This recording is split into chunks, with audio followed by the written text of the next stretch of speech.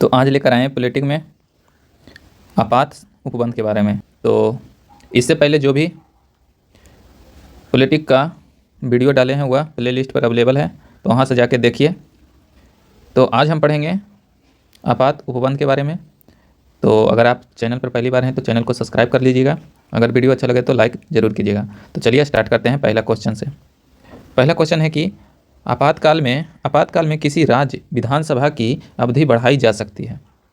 तो आपातकाल के समय में राज्य विधानसभा की अवधि बढ़ाई जा सकती है किसके द्वारा? तो वह संसद के द्वारा बढ़ाई जा सकती है, याद रखिएगा। आगे है कि किसने कहा था कि राष्ट्रपति का आपातकालीन अधिकार संविधान के साथ धोखा है? तो वह कहा था हृदयनाथ कुंजरू ने कहा था। आगे देखिए कि राज्य में राष्ट्रपति शासन किसकी सलाह पर लागू किया जाता है? तो वह किया जाता है राज्यपाल की सलाह पर। राज्य में राष्ट्रपति शासन किसकी सलाह पर किया जाता है? तो वह राज्य की सलाह पर किया जाता है। आगे देखिए कि राष्ट्रपति शासन अधिकतम कितनी अवधि तक लगाया जा सकता है? तो राष्ट्रपति शासन जो है अधिकतम 3 वर्ष तक लगाया जा सकता है। आगे देखिए अब तक की लगाई गई यानी आपात लगाई गई उद्घोषणा, जैसे कि अभी तक अनुच्छेद 352 का प्रयोग 3 बार किया गया है।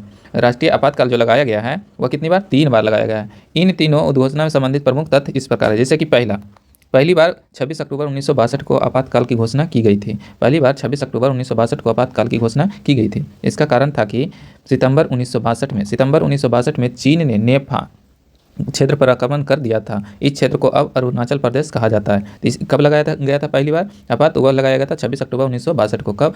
तो सितंबर 1962 में लगाया गया था। तो वह नेफा पर यानी जो अभी वर्तमान में अरुणाचल प्रदेश पर, इस पर आक्रमण कौन कर दिया था? चीन।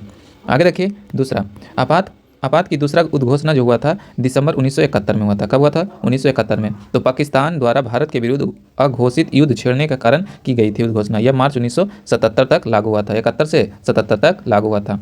आगे देखिए आपात की तीसरी उद्घोषणा कब हुआ था? तो 25 जून 1975 को किया गया था। यह उद्घोषणा जो 21 मार्च 1977 को वापस ले लिया गया था। 25 जून 1975 को लागू किया गया था, जबकि 21 मार्च 1977 को वापस कर लिया गया था। आगे देखिए आगे है कि भारतीय संविधान के अनुच्छेद 352 के अनुसार राष्ट्रीय आपात की घोषणा या युद्ध, बाह्य आक्रमण या अथवा सशस्त्र विद्रोह के आधार पर किया जाता है। तो भारतीय संविधान के अनुसार राष्ट्रीय आपात किस में लगाया जाता है? अनुच्छेद 352 के तहत लगाया जाता है। इसमें क्या होता है? तो युद्ध होना या फिर बाह्य आक्रमण होना या सशस्त्र विद्रोह होना, इसमें क्या लगाया जाता है? तो राष्ट्रीय आपात लगाया जाता है, जो अनुच्छेद 352 में वर्णित है। आगे देखिए भारतीय संविधान के किस अनुच्छेद के अंतर्गत भारत सरकार का दायित्व है कि वह बाह्य आक्रमण एवं आंतरिक अशांति से राज्यों की रक्षा करे?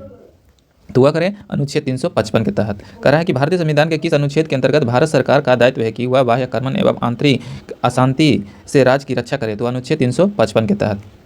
आगे देखिए भारतीय संविधान के किस अनुच्छेद के अंतर्गत किसी राज्य में राष्ट्रपति शासन लागू किया जा सकता है? तो अनुच्छेद 356 के तहत। कह रहा है भारतीय संविधान के किस अनुच्छेद के अंतर्गत किसी राज्य में राष्ट्रपति शासन लगाया जाता है? तो अनुच्छेद 356 के तहत। आगे देखिए भारत में वित्तीय आपातकाल की घोषणा अभी तक कितनी किया गया था? तो वित्तीय आपातकाल जो है वह एक भी बार नहीं लगाया गया। भारत में वित्तीय आपातकाल एक भी बार लगाया नहीं गया है। आगे देखिए कि राष्ट्रपति मूल अधिकारों यानी अनुच्छेद 20 और 21 के अतिरिक्त कार्यान्वयन को किस अनुच्छेद के अंतर्गत स्थगित कर सकता है? तो वह अनुच्छेद 359 के अंतर्गत स्थगित कर सकता है। आगे देखिए आगे की संसद द्वारा आपातकाल की घोषणा का अनुमोदन कितनी अवधि के अंतराल पर होना आवश्यक है? तो संसद द्वारा आपातकाल की घोषणा का अनुमोदन कितनी अवधि के अंतराल पर होना आवश्यक है? तो वह 1 माह। आगे की भारतीय संविधान के अनुच्छेद 356 के अंतर्गत राष्ट्रपति शासन सर्वप्रथम किस राज्य में लगाया गया था? तो राष्ट्रपति शासन सबसे ज़्यादा लगाया गया था, सबसे ज़्यादा पूछेगा तो वह मणिपुर में, जबकि पहली बार पूछेगा तो वह पंजाब में। कहाँ? पंजाब में। बिहार में पूछेगा तो अभी तक 8 बार लगाया गया है। आगे देखिए राष्ट्रीय आपातकाल में लोकसभा की अवधि आपातकाल की समाप्ति तक बढ़ाई जा सकती है, लेकिन एक बार में केवल 1 वर्ष बढ़ाया जा सकता है। कह रहा है कि राष्ट्रीय आपातकाल जो लोकसभा की अवधि है आपातकाल की समाप्ति की बढ़ाई जा सकती है, लेकिन एक बार में कितना? 1 वर्ष के लिए ही बढ़ाई जा सकती है। आगे देखिए जैसे कि अनुच्छेद 352 राष्ट्रीय आपात से संबंधित है, अनुच्छेद 356 राज्य आपात से संबंधित है, अनुच्छेद 360 किसे है? वित्तीय आपात से संबंधित है। तो जैसे राष्ट्रीय आपात पहला कि राष्ट्रीय आपातकाल के दौरान संघ और राज्य के मध्य शक्ति का विभाजन समाप्त हो जाता है। राष्ट्रीय आपातकाल के दौरान संघ और राज्य के शक्ति का विभाजन समाप्त हो जाता है और संघ और राज्य सूची के विषय पर भी विधि का निर्माण कर सकता है। संघ और राज्य सूची के विषय पर विधि का निर्माण कर सकता है।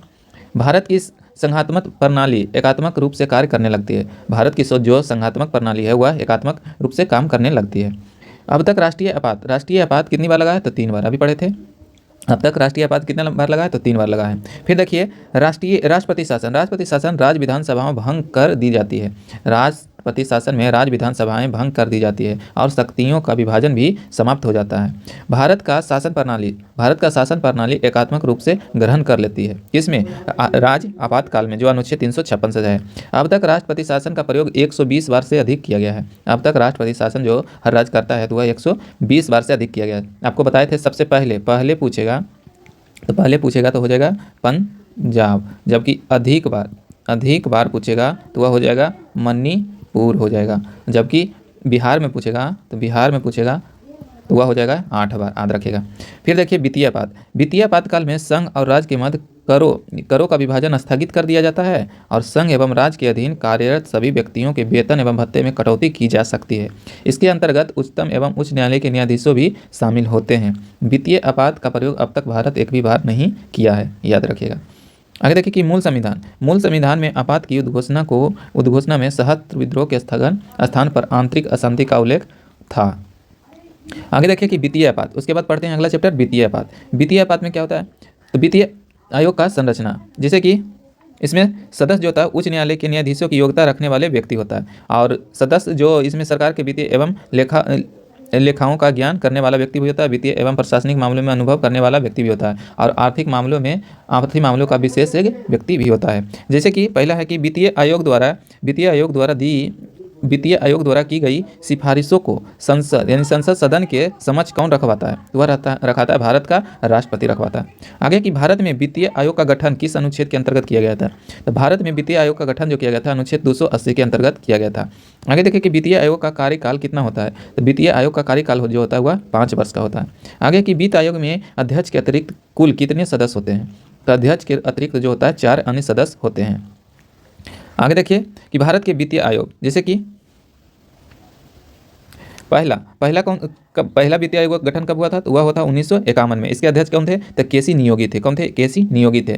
और अनुशंसा यानी वर्ष कब से कब तक था? तो 1952 से 1957 के बीच रहा था। दूसरा कब हुआ था? तो दूसरा 1956 में हुआ था। कब हुआ था? दूसरा 1956 में।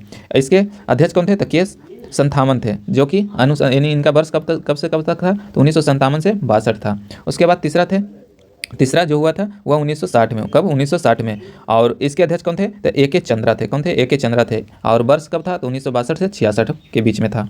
उसके बाद देखिए चौथा कब हुआ था? 1964 में। कब? 1964 में। और इसमें अध्यक्ष कौन थे? तो डॉक्टर पी.वी. राजमन्नार थे, जबकि इसका वर्ष कब था? तो 1966 से 69 के बीच में था।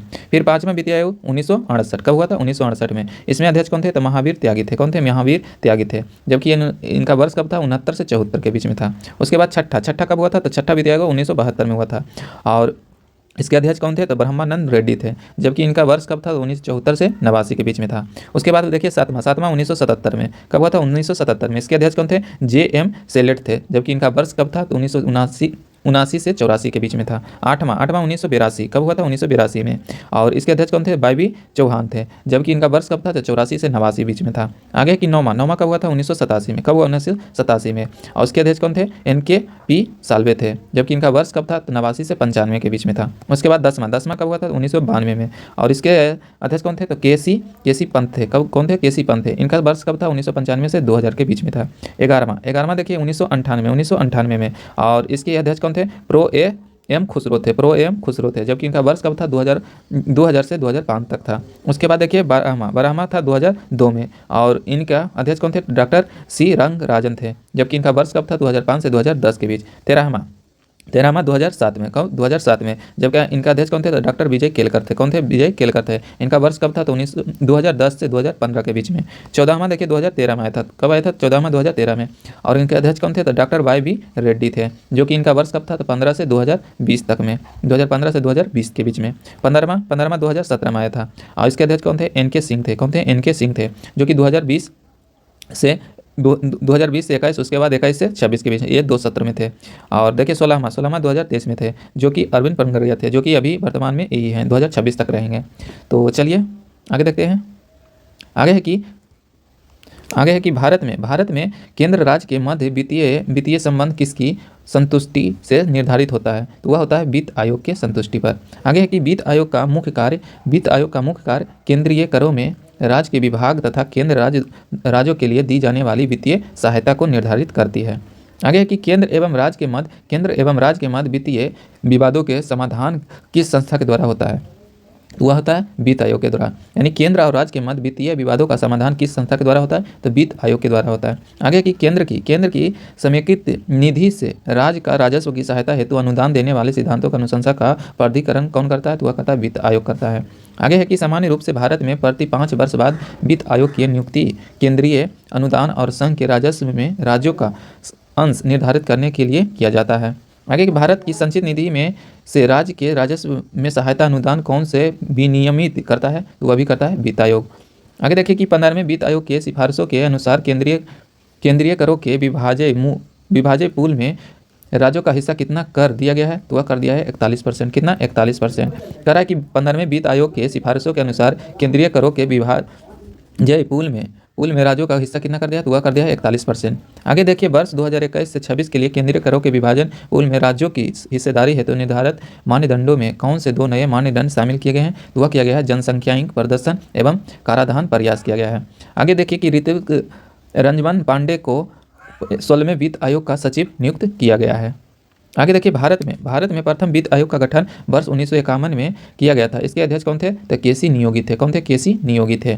तो आज हम पढ़े 2 चैप्टर, जिसमें वित्त आयोग के बारे में और उसके पहले पढ़े थे आपात संबंध या आपात उपबंध के बारे में। तो आपको यह वीडियो कैसा लगा तो शेयर जरूर कीजिएगा। तब तक के लिए जय हिंद। और उसके बाद अगला चैप्टर लेके आएंगे नीति आयोग के बाद आएंगे निर्वाचन आयोग के बारे में पढ़ेंगे और प्रमुख आयोग। तीनों आयोग अगला वीडियो में कवर आपको करवा देंगे।